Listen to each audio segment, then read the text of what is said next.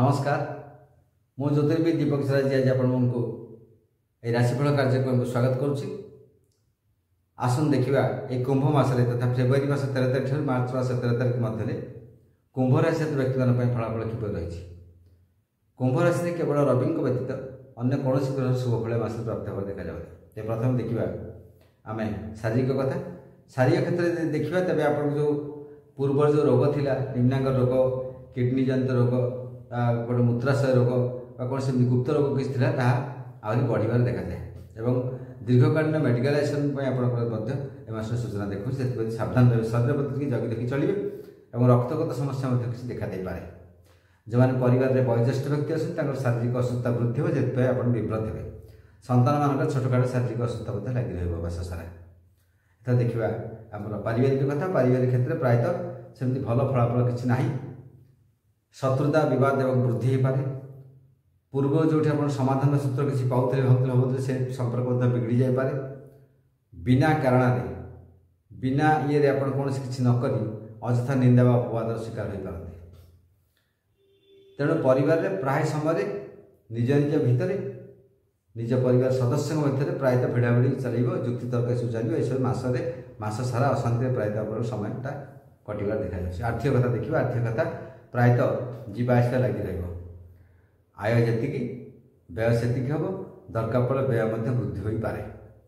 तेणु आर्थिक स्थिति शेष आड़ को मास शेष आड़ को टाण टाण परिस्थिति बहुत देखा दे जहाँफल आप किसी ऋण करते। एथर देखिए पेशा व्यवसाय और चाकरी कथा जो मैंने पेशा क्षेत्र अच्छा कौन भारी द्रव्य सप्लाय कर पेट्रोलियम प्रडक्ट सप्लाय कर सब जिन किसी कर बड़ धरण व्यवसाय कर प्रायतः भल रहा।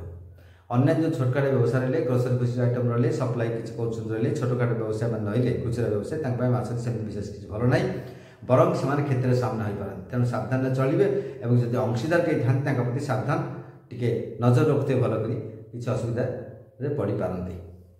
एवं अन्य जो चाकरी कथा कहवा सरकारी चाकरी क्षेत्र जो अच्छे मास प्रायतः भल ना कि विपदग्रस्त हो पारती एवं कौन सी केस रे बिना कारण फसी जापरती। तेणु सबुठी सतर्कता अवलंबन करे दरकार निज कार्य एवं डॉक्यूमेंटेशन रे सबुठी नजर रखी चलिया उचित। टी असुविधा अच्छी कि बेसरकारी क्षेत्र में जो अच्छा विशेष किसी असुविधा मास ना सेमती नॉर्मल रहा।